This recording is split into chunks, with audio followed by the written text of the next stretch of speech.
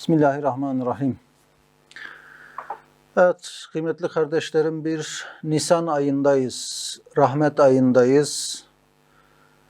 Nisan yağmurlarının yeryüzünü bereketlendirdiği gibi biliyoruz ki bu ayda da alemlere rahmet olan Peygamber Efendimiz Aleyhisselatü Vesselam yeryüzünü teşrif etmiş ve bütün insanlığa, bütün aleme rahmet olmuş. Dolayısıyla Nisan ayı denilince o akla gelir Aleyhisselatü Vesselam. Biraz ondan ve onun sünnetine riayet etmenin ehemmiyetinden bahsedeceğiz inşallah. 11. lem'a Mirkatü's sünneti ve Tiryaku marazul bid'a. Evet, Bismillahirrahmanirrahim. لَقَدْ جَاءَكُمْ رَسُولٌ مِّنْ أَنْفُسِكُمْ عَزِيزٌ عَلَيْهِ مَا عَنِتُّمْ حَرِيصٌ عَلَيْكُمْ بِالْمُؤْمِنِينَ رَءُوفٌ رَحِيمٌ. Size içinizden öyle bir peygamber geldi ki sizin sıkıntıya uğramanız ona pek ağır gelir. O size çok düşkündür, müminlere karşı çok şefkatli ve merhametlidir. Yine bir diğer ayet. Bismillahirrahmanirrahim. Kul in kuntum tuhibbunallaha fettabi'uni yuhibbukumullah. De ki eğer Allah'ı seviyorsanız bana tabi olun. Yani Peygamber Aleyhisselatü Vesselam'a tabi olun ki Allah da sizi sevsin. Bu iki ayet-i azimenin yüzlerce nüktesinden 11 nüktesi icmalen beyan edilecek birinci nükte. Resul-i Ekrem Aleyhisselatü Vesselam ferman etmiş. Men temesseke bis sünneti inde fesadi ümmeti felehu ecru miyetin şehidin. Miyeti şehidin. Ümmetimin fesadı zamanında kim benim sünnetime temessük ederse, yapışırsa ona 100 şehidin sevabı var. Evet. Sünnet-i seniyeye ittiba mutlaka gayet kıymettardır. Sünnete uymak çok kıymettardır. Hususen özellikle de bid'aların istilası zamanında. Yani İslam dışı adetlerin, geleneklerin İslam'ın içine yaygın bir şekilde sokulduğu bir zamanda sünnet-i seniyeye ittiba etmek daha fazla, daha ziyade kıymettardır. Evet, hususen fesad-ı ümmet zamanında sünnet-i seniyenin küçük bir adetine, adabına müraat etmek, uymak, ehemmiyetli bir takvayı ve kuvvetli bir imanı ihsas ediyor. Yani ümmetin fesada düştüğü, bid'aların istila ettiği bir zamanda sünnetin küçük bir adabına uymak, gerçekten ehemmiyetli bir takvayı gösterir. Sağlam bir imanın nişanesidir. Doğrudan doğruya sünnete ittiba etmek, Resul-i Ekrem Aleyhisselatü Vesselam'ı hatıra getiriyor. Çünkü kimin sünnetine uyuyorsun? Bir işi, bir eylemi yaptığın zaman o eylemin sahibini hatırlıyorsun. Peygamber Aleyhisselatü Vesselam hatıra geliyor. O ihtardan, yani o hatırlamadan o hatıra bir huzuru ilahi hatırasına inkılap eder. Yani peygamberi hatırlamaktan insanın kendisini Allah'ın huzurunda hissetmesine dönüşür. Hatta en küçük bir muamelede, hatta yemek, içmek ve yatmak adabında sünnet-i seniyeyi müraat ettiği dakikada, ona sünnete uyduğu dakikada o adi muamele, yani sıradan muamele ve o fıtri amel sevaplı bir ibadet ve şer'i bir hareket oluyor. Normal, gündelik, sıradan bir harekettir.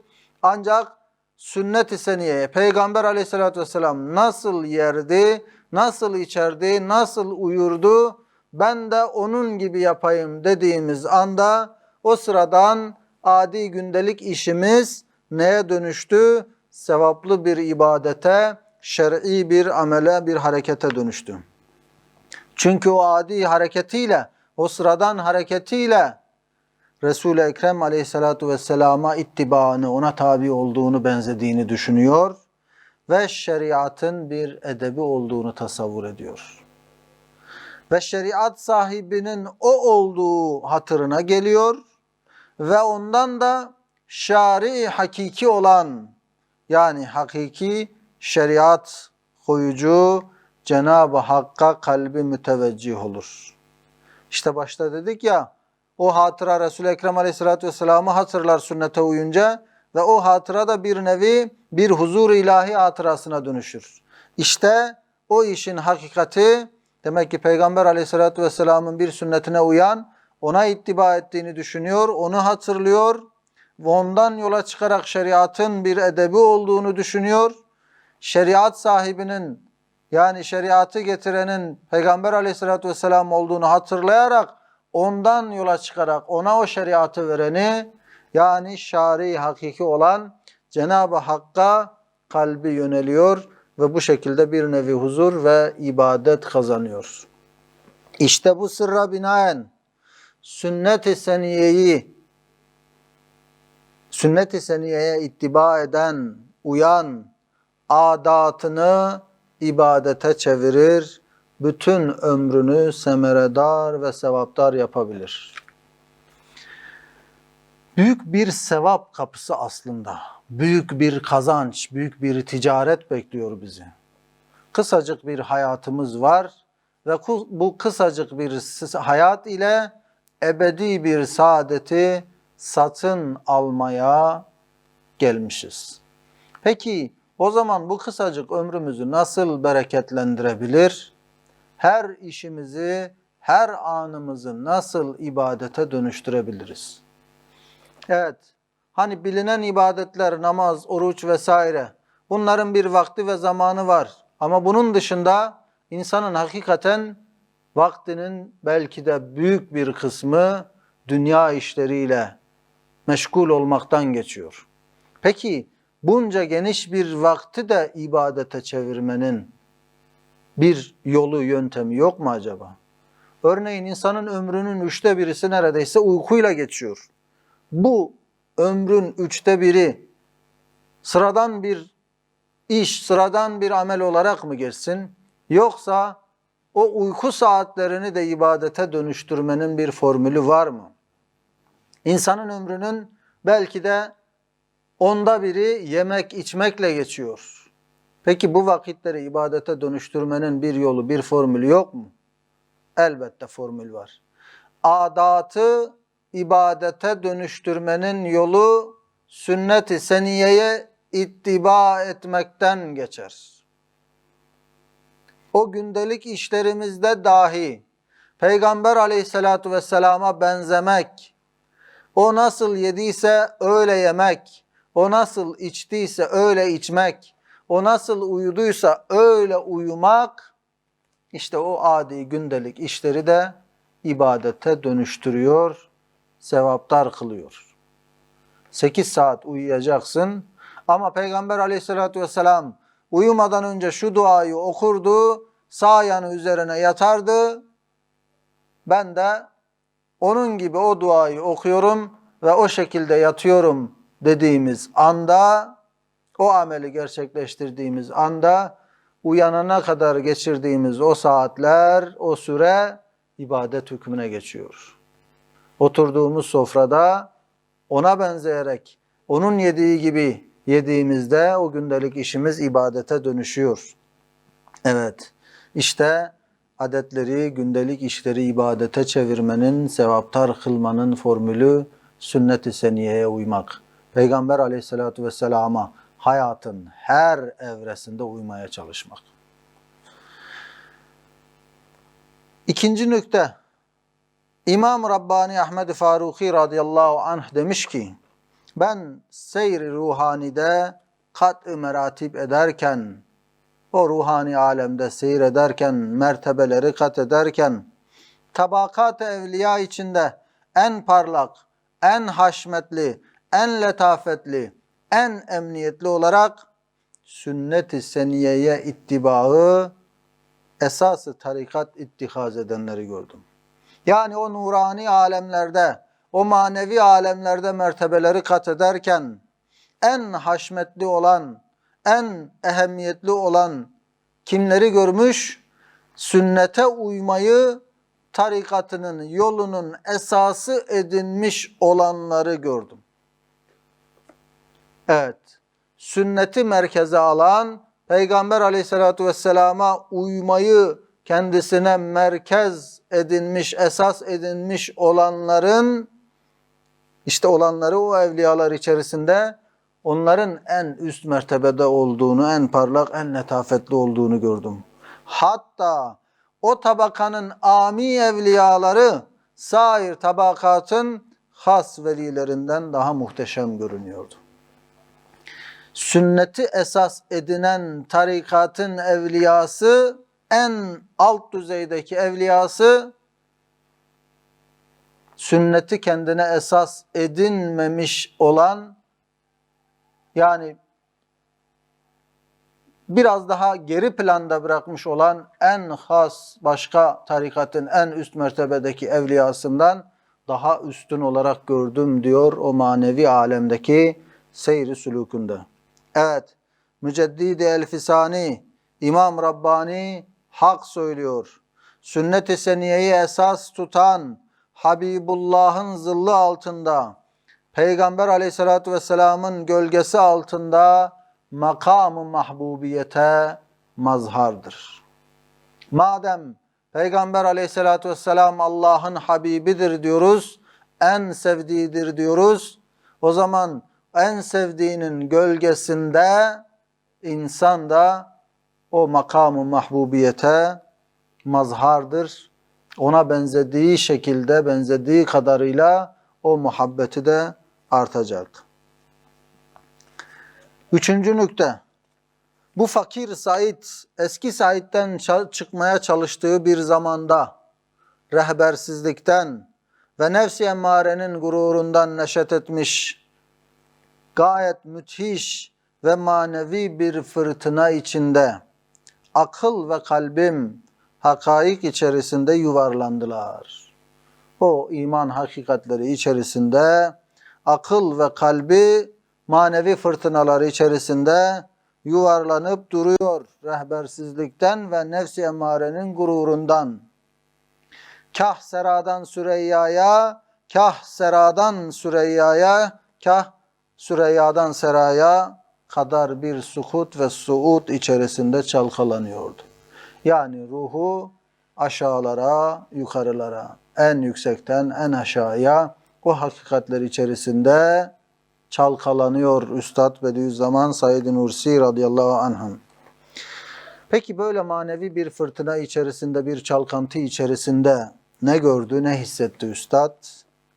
O zaman müşahede ettim ki sünnet-i seniyenin meseleleri, hatta küçük adapları, gemilerde hatta hareketi gösteren, yani o güzergahı gösteren kıblenameli birer pusula gibi hadsiz zararlı, zulümatlı yollar içerisinde birer düğme hükmünde görüyordu.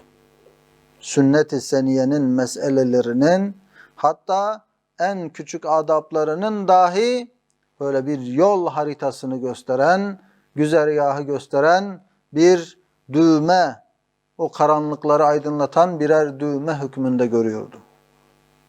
Hem o seyahat-ı ruhiyede çok tazyikat altında, çok baskılar altında, gayet ağır yükler yüklenmiş bir vaziyette kendimi gördüğüm zamanda, o sünnet-i seniyenin o vaziyete temas eden meselelerini ittiba ettikçe benim bütün ağırlıklarımı alıyor ve bir hiffet, bir hafiflik hissediyordum. Yani o ruhi seyahatte çok sıkıntılar yaşıyor Üstad ve o sıkıntılar içerisinde, yani o ağır yükleri yüklenmiş vaziyette, o sıkıntısına sebep olan meselelerle alakalı sünnet-i seniyeye temas eden o yönlerine ittiba ettikçe, o meseleyle alakalı sünnet-i seniyede ne varsa onu benimseyip onu tatbik ettikçe ne diyor? Benim bütün ağırlıklarımı alıyor ve hafiflik hissediyordum. Demek ki bizlerin de hayat içerisinde yaşadığımız sıkıntılar, zorluklar, bela ve musibetler anında o ağır yüklerin altında ezilmemek için başvuracağımız yöntem o meselelerle ilgili sünnet-i seniyeye ittiba etmek. Sünnet-i seniye ne diyor? Akrabalarımla ilişkilerimde sıkıntılar var, sorunlar var. Sünnet-i seniye ne diyor? Peygamber aleyhissalatü vesselam ne diyor? Sıla-i rahim için ne diyor? Akrabalarla ilişkiler noktasında ne diyor? Ona ittiba et, o meselelerin ağır yükünden kurtul. Ailevi sorunlarım mı var? Eşimle mi geçinemiyorum? Sünnet-i seniye ne diyor? Peygamber aleyhissalatü vesselam ne yapmış? Nasıl muamele etmiş? Nasıl bir diyalog geliştirmiş? Aynısını uygula, ona benzemeye çalış. Senin hanen de bir saadet yuvasına dönüşsün. Yöneticilikle ilgili sorunlar veya ticaretle ilgili sorunlar, sıkıntılar, her neyse hayatımızda sırtımıza yüklenmiş olan o ağır yükler, bizleri sıkan, bizleri daraltan, işte sünnet-i seniyenin o meselelerle alakalı kısmına ittiba ettikçe o yüklerden kurtulacağız ve hafiflik hissedeceğiz. Tıpkı üstadın hissettiği gibi. Bir teslimiyetle tereddütlerden ve vesveselerden, yani acaba böyle hareket hak mıdır, maslahat mıdır diye endişelerden kurtuluyordum. Sünnet-i seniye ortadaysa bizim için bir yol haritasıdır. İstikameti gösterir. Şöyle mi yapayım, böyle mi yapayım? Sünnet-i seniye ne diyorsa öyle yap. İstikamet odur. Ne vakit elimi çektiysem, sünnet-i seniyeye ittibadan elimi çektiysem diyor üstad, baktım ki tazyikat çok, baskı çok. O hafiflik gidiyor, yerine yeniden o yükler biniyor. Nereye gittiği anlaşılmayan çok yollar var. Evet, hakikaten de öyledir. Sünnet-i seniye işte o kıblenameli bir pusula gibi yol gösterirken sünnet-i seniyeden elimizi çektiğimizde evet o yol, o istikamet kayboluyor ve nereye gittiği belli olmayan çok sayıda yollar karşımıza çıkıyor. Yük ağır, ben de gayet acizim. Biz de gayet aciziz. Nazarım da kısa, yol da zulümatlı. Ne vakit sünnete yapışsam yol aydınlaşıyor, selametli yol görünüyor. Yük hafifleşiyor, tazikat kalkıyor gibi bir halet hissediyordum. İşte o zamanlarımda İmam Rabbani'nin hükmünü bil müşahade tasdik ettim. Sünnet-i seniyeye ittibaı kendine esas eden demek ki en âli mertebelere yükselmeyi hak ediyor. İşte dünyevi sıkıntılarımızdan, işte fikri şüphelerden, endişelerden, vesveselerden kurtulmanın reçetesi o konulara temas eden, o vaziyetlere temas eden sünnet-i seniyenin düsturlarını esas edinmek, o düsturları kendine rehber edinmek. Böylece o zulümattan, o ağırlıktan kurtulabiliriz bizler de. Dördüncü nükte. Bir zaman rabıtayı meften ve el mevtu hakkun, ölüm haktır kaziyesindeki tasdikten ve alemin zeval ve fenasından gelen bir halet-i ruhiyeden kendimi acayip bir alemde gördüm. Baktım ki ben bir cenazeyim. 3 mühim büyük cenazenin başında duruyorum. Yine üstadın o ruhi haletlerinden birisi ve alemi nasıl görüyor? Kendisini bir cenaze olarak görüyor ve 3 mühim cenazenin başında durduğunu görüyor. Bu 3 mühim cenaze nedir?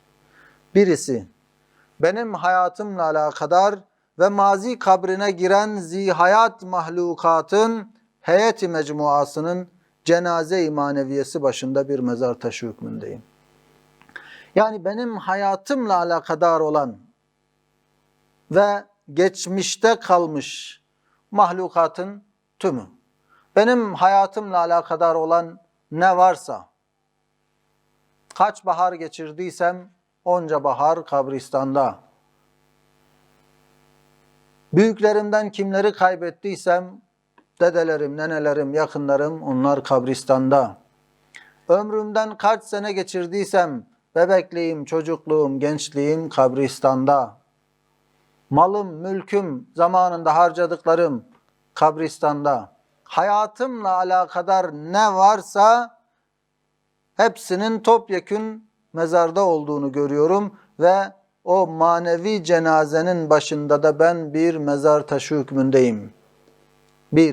O zaman birinci cenaze kendi şahsi hayatımla alakadar olan cenaze.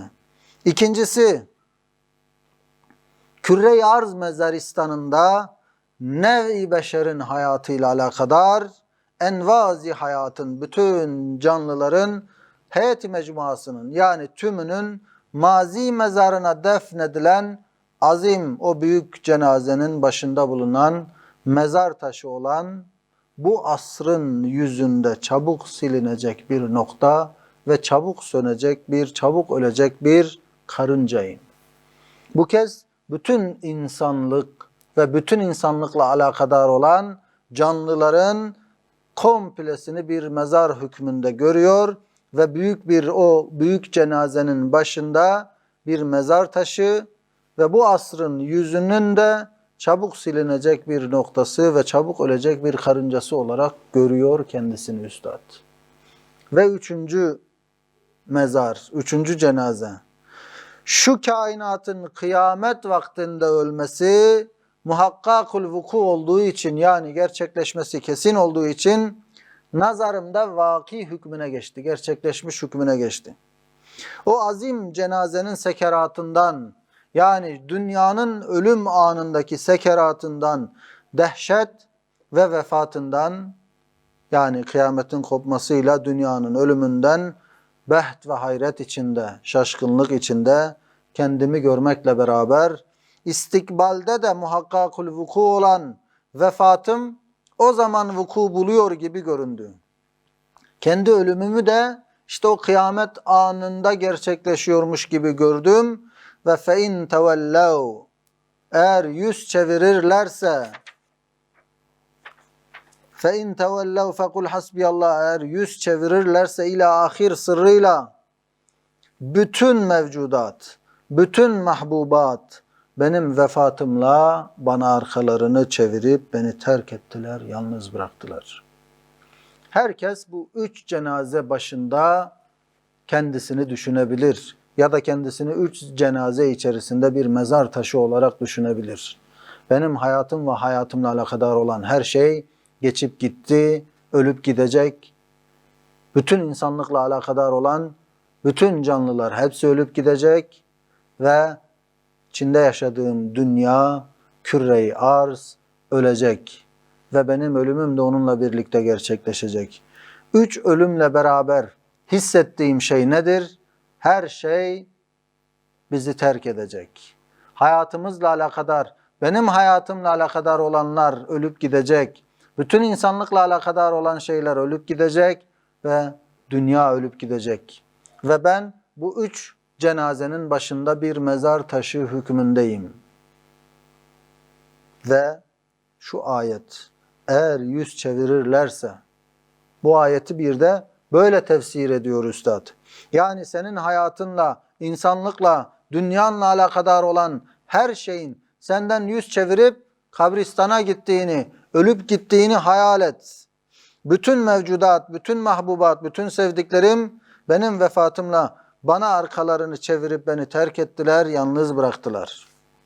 Ya onlar gitti, seni terk ettiler veya sen gittin, onlar geride kalıp sana eşlik etmediler. İki şekilde de düşünebiliriz. İkisinde de yalnız kalıyoruz. O halde hadsiz bir deniz suretini alan ebed tarafındaki istikbale ruhum sevk ediliyordu. O denize ister istemez atılmak lazım geliyordu.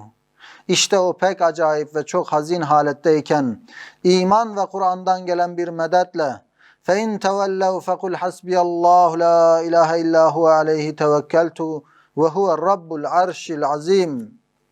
Yani eğer yüz çevirirlerse de ki Allah bana yeter, ona tevekkül ettim, ona dayandım ve o büyük arşın sahibidir ayeti imdadıma yetişti ve gayet emniyetli ve selametli bir gemi hükmüne geçti.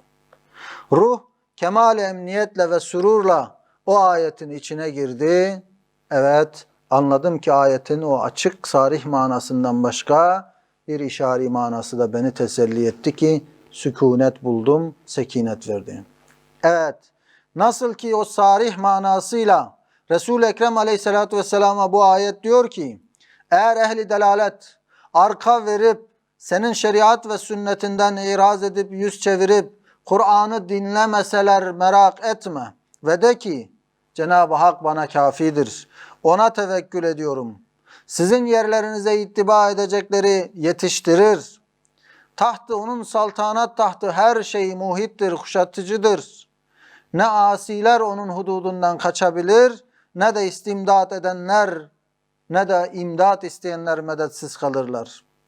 İşte sarih manasıyla böyle dediği gibi bu ayet, işari manasıyla da der ki, ey insan ve ey insanın reisi ve mürşidi, eğer bütün mevcudat seni bırakıp fena yolunda ademe girerse, giderse, eğer zihayatlar senden müfarakat edip ayrılıp ölüm yolunda koşarsa, eğer insanlar seni terk edip mezaristana girerse, eğer ehli gaflet ve dalalet seni dinlemeyip zulümata düşerse merak etme.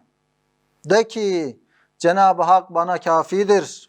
Madem o var, her şey var. Ve o halde o gidenler ademe, yokluğa gitmediler. Onun başka memleketine gidiyorlar. Ve onların bedeline o arş-ı azim sahibi nihayetsiz cunut ve askerinden, ordularından başkalarını gönderir. Ve mezaristana gidenler, girenler mahvolmadılar. Başka aleme gidiyorlar. Onların bedeline Allah başka vazifedarları gönderiyor.